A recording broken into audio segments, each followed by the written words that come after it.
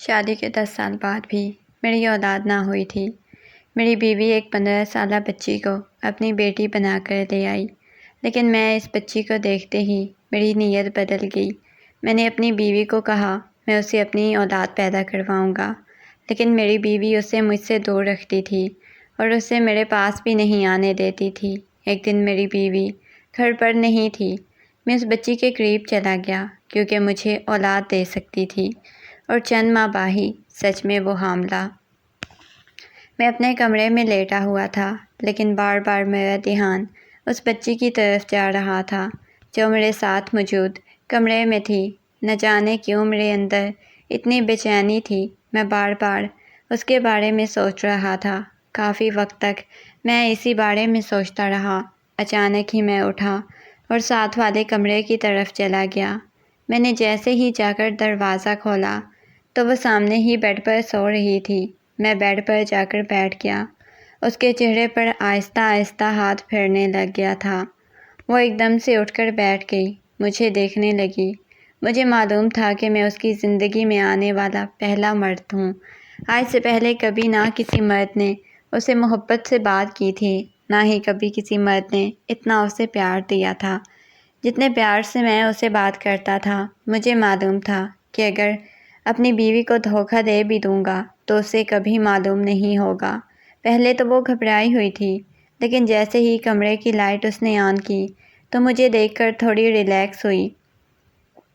کہنے لگی آپ اس وقت یہاں کیا کر رہے ہیں؟ میں نے کہا بہت بےتاب ہوں، مجھے تمہاری محبت چاہیے۔ میری بات سن کر وہ نہ سمجھی سے مجھے دیکھنے لگی، پھر مسکراتی ہوئی کہنے لگی میں آپ کو کیسے محبت دے سکتی ہوں؟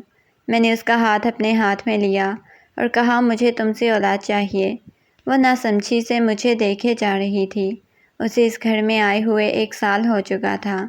جب وہ آئی تھی بالکل چھوٹی بچی لگتی تھی، لیکن اب ایسی بات نہیں تھی۔ وہ میری بیوی سے بھی زیادہ حسین تھی۔ میری بیوی اسے اپنی بیٹی بنا کر لائی تھی، لیکن میں نے اسے کبھی بیٹی کی نگاہ سے نہیں دیکھا تھا۔ جن نگاہوں سے میں اسے دیکھتا تھا اس سے وہ بخوبی واقف تھی، لیکن میری بیوی کو ابھی بھی عقل نہیں آئی تھی۔ اس نے ابھی بھی اسے اس گھر میں رکھا ہوا تھا۔ پہلے تو وہ میرے ہاتھ سے اپنا ہاتھ چھڑانے لگی، لیکن میں نے اسے اپنے قریب کر لیا اور کہا تمہیں پتہ ہے میں تمہاری ہر خواہش پوری کرنا چاہتا ہوں، تمہیں بہت زیادہ محبت دینا چاہتا ہوں۔ میں نے اس کی گال کو چھوا تھا۔ اس نے ایک دم سے آنکھیں بند کر لی۔ شاید وہ میری محبت کو محسوس کر رہی تھی، مجھ سے دور جانے کی بھی کوشش نہیں کر رہی تھی، بلکہ یوں ہی میرے پاس بیٹھی ہوئی تھی۔ میں نے آہستہ سے اسے اپنے قریب کیا۔ اس نے ایک دم سے اپنا سر میرے سینے پر ٹکا دیا اور کہنے لگی کہ آپ مجھے کبھی چھوڑ کر تو نہیں جائیں گے؟ آپ نبیلہ امی کے سامنے تو میرے پاس بھی نہیں آتے۔ مجھے بہت برا لگتا ہے، آپ مجھے بہت زیادہ اگنور کرتے ہیں۔ آپ کو پتہ ہے مجھے آپ کی محبت کی عادت ہوتی جا رہی ہے، آپ مجھ سے اتنے پیار سے بات کرتے ہیں۔ اس نے میرے ہاتھ کو اپنے ہاتھ میں لیا ہوا تھا، مجھ سے باتیں کیے جا رہی تھی۔ یہ بات حقیقت تھی، وہ نبیلہ کے سامنے میرے قریب نہیں آتی تھی، لیکن جب نبیلہ نہیں ہوتی تھی تو وہ میرے پاس آ کر بیٹھ جاتی، میرے سینے پر سر رکھ لیتی، گھنٹوں مجھ سے باتیں کرتی رہتی۔ ایک بہت بڑا تعلق تھا جو ہم دونوں کے درمیان تھا۔ میں چاہتا تھا کہ وہ کبھی راز نبیلہ کو معلوم نہ ہو۔ وہ جیسے ہی میرے پاس بیٹھی ہوئی تھی، آج اس سے دور رہنا بہت مشکل لگ رہا تھا۔ اولاد کی خواہش میرے دل میں بڑھتی جا رہی تھی، اور مجھے معلوم تھا نبیلہ کبھی ماں نہیں بن سکتی۔ وہ جتنی یہ بات مجھ سے چھپا لیتی، لیکن مجھے معلوم تھا کہ وہ کبھی ماں نہیں بن سکتی، لیکن مجھے اولاد چاہیے تھی۔ میں یہ ساری زندگی یوں ہی تو نہیں گزار سکتا تھا، اور نبیلہ نے کبھی مجھے دوسری شادی نہیں کرنے دینی تھی۔ اس وجہ سے وہ اس بچے کو گھر میں اولاد بنا کر لائی تھی، لیکن اسے نہیں معلوم تھا کہ اس بچی کو اس گھر میں لے آنا اس کی سب سے بڑی غلطی تھی۔ اس نے اپنے ہی پاؤں پر کلہاڑی مار لی تھی۔ اس بچی کو اس گھر میں لا کر میں نے آہستہ سے اس کے ہاتھ پر بوسہ دیا اور کہا میں تمہیں کبھی چھوڑ کر کہیں نہیں جاؤں گا۔ اس نے آنکھیں بند کر لی تھی، وہ سو رہی تھی۔ میں نے کہا آج کی رات سو مت، تمہیں سونے نہیں دوں گا، بلکہ مجھے تم سے بہت ساری باتیں کرنی ہیں۔ بہت کچھ تمہیں بتانا چاہتا ہوں۔ تمہارے بغیر زندگی کتنی مشکل لگتی ہے۔ ہمیشہ تمہارے پاس رہنا چاہتا ہوں، تمہیں اپنے سینے سے لگا کر رکھنا چاہتا ہوں۔ تم سے ایک پل کے لیے بھی دور نہیں جانا چاہتا، نہ ہی تمہیں خود سے دور کرنا چاہتا ہوں۔ اس نے رات بھر یہ احساس دلایا کہ میں اسے کتنی محبت کرتا ہوں۔ صبح میں اس کے کمرے سے باہر چلا گیا اور اس لڑکی نے میری محبت کو بھی قبول کر لیا تھا۔ مجھے نہیں معلوم تھا کہ میں نے کتنا غلط کیا ہے۔ مجھے ایسا نہیں کرنا چاہیے تھا۔ نبیلہ جب گھر پر نہیں ہوتی تو وہی ناشتہ بناتی تھی۔ صبح وہ ناشتہ بنا کر ڈائننگ ٹیبل پر لگا رہی تھی۔ میں جب اٹھ کر آیا تو وہ سامنے ہی موجود تھی۔ اس کے چہرے پر مسکراہٹ واضح تھی۔ میں نے اسے کہا، میری بات سنو۔ وہ میرے پاس والی چیئر پر آ کر بیٹھ گئی۔ میں نے کہا، جو کچھ ہمارے درمیان ہوا ہے اس بارے میں نبیلہ سے کوئی بات نہ کرنا۔ وہ کہنے لگی، آپ بے فکر رہیں، میں کوئی بات نہیں کروں گی۔ آپ جیسا بولیں گے میں ویسا کروں گی۔ اس کی بات سن کے میں مسکرا دیا اور کہا، ٹھیک ہے۔ میں نے آہستہ سے اس کی پیشانی پر بوسہ دیا۔ اس کا چہرہ شرم سے لال ہو چکا تھا۔ اسے تو ابھی مکمل طور پر ہمارے رشتے کے بارے میں معلوم بھی نہیں تھا کہ کیا تعلق ہمارے درمیان قائم ہو چکا ہے۔ اسی دن نبیلہ اپنے مائکے سے واپس آ گئی۔ میں نبیلہ کو اس بارے میں کچھ بھی نہیں بتانا چاہتا تھا، لیکن نبیلہ جب سے آئی تھی بہت زیادہ خوش تھی۔ اس کی خوشی کی وجہ میں نہیں جانتا تھا۔ رات کا وقت تھا۔ میں کمرے میں آیا تو سامنے ہی نبیلہ بیٹھی مسکرا رہی تھی۔ میں نے اس کی طرف دیکھا اور کہا، کیا بات ہے، اتنا زیادہ مسکرا کیوں رہی ہو؟ وہ کہنے لگی، آپ کو پتہ ہے اس دفعہ میں نے چیک اپ کروایا ہے۔ میڈیسن لینے کی وجہ سے بہت کچھ نارمل ہو چکا ہے۔ ڈاکٹر نے بولا ہے کہ امید ہے جلد ہی میں آپ کو خوشخبری سنا دوں گی۔ وہ مسکراتے ہوئے بول رہی تھی، لیکن آج مجھے اس کی باتیں سن کر کوئی خوشی نہیں ہوئی تھی، حالانکہ وہ کتنے سالوں سے مجھے یہ امیدیں دلا رہی تھی۔ میں نے اس کی بات پر کوئی غور نہیں کیا۔ میں نے کہا، دیکھو، مجھے بہت زیادہ نیند آئی ہوئی ہے، میں سونا چاہتا ہوں۔ میری بات سن کر وہ کہنے لگی، کیوں؟ آپ کو کیوں سونا ہے؟ مجھ سے باتیں کریں نا، مجھے آپ سے بہت ساری باتیں کرنی ہیں۔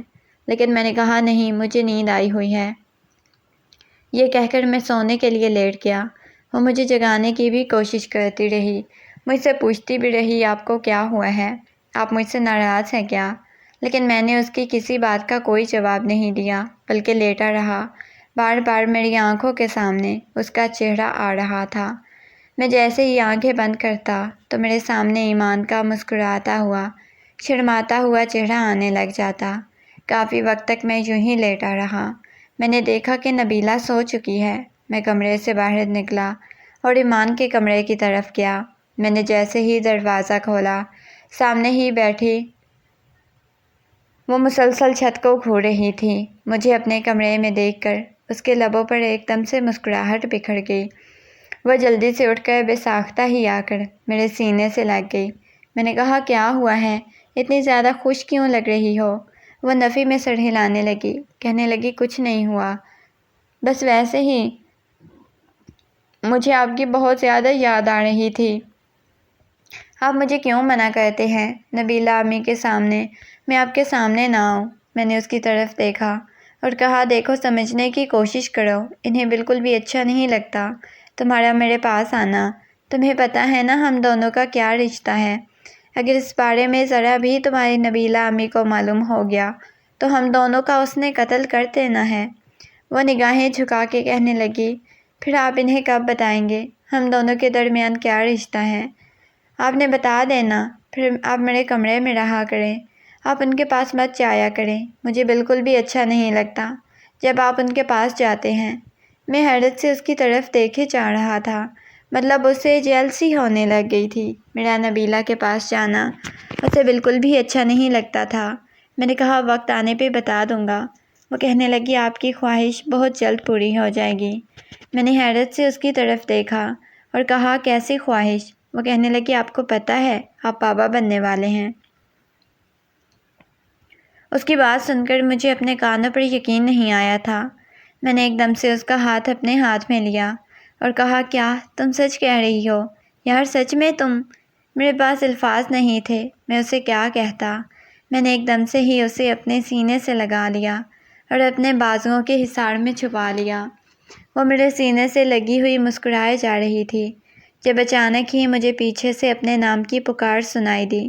جب میں نے پیچھے مڑ کر دیکھا تو سامنے ہی نبیلہ کھڑی ہوئی تھی، نفرت بھری نگاہوں سے مجھے دیکھ رہی تھی۔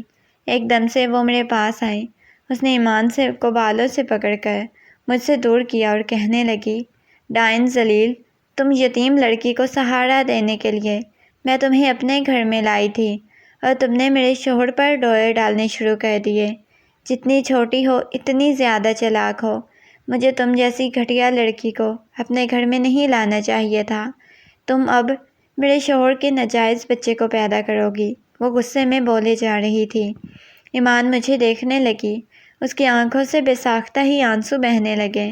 میں نے کہا، نبیلہ، پاگل ہو گئی ہو، کیا کر رہی ہو؟ وہ مجھے کہنے لگی، آپ تو بولے ہی نہ، مجھے آپ سے ایسی گھٹیا حرکت کی امید نہیں تھی، آپ ایسا کچھ بھی کریں گے۔ مجھے آپ سے نفرت ہے، بہت زیادہ نفرت۔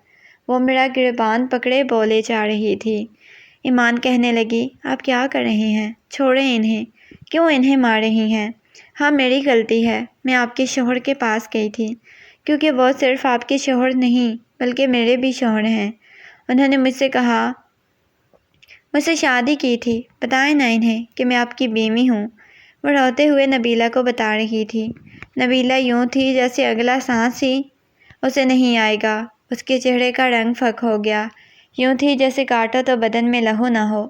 نبیلہ نفی میں سر ہلاتی ہوئی وہاں سے چلی گئی، کہنے لگی، خبردار جو میرے پاس جانے کی کوشش کی۔ ایمان گھٹنوں پہ سر رکھے روئے جا رہی تھی، کہنے لگی، آپ نے تو بولا تھا کہ آپ انہیں بتا دیں گے، لیکن آپ نے انہیں نہیں بتایا، وہ مجھے غلط سمجھ رہی ہیں۔ وہ منہ بناتی ہوئی مجھے بولے جا رہی تھی۔ میں نے آہستہ سے اسے اپنے پاس کیا اور کہا، تمہیں پریشان ہونے کی ضرورت نہیں، تمہیں کوئی بھی غلط نہیں سمجھے گا۔ وقت گزرنے لگا، نبیلہ مجھ سے کوئی بات نہیں کرتی تھی اور میں ایمان کا بہت زیادہ خیال رکھتا تھا۔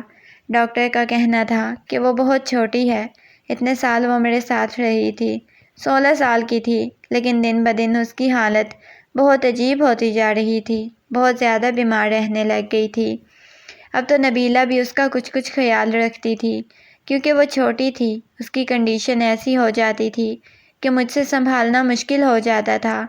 نبیلہ کو میں حیرت سے دیکھتا۔ وہ کہنے لگی، میں نے آپ کی دوسری بیوی کو قبول کر لیا ہے، میں کب تک آپ سے ناراض ہو سکتی تھی؟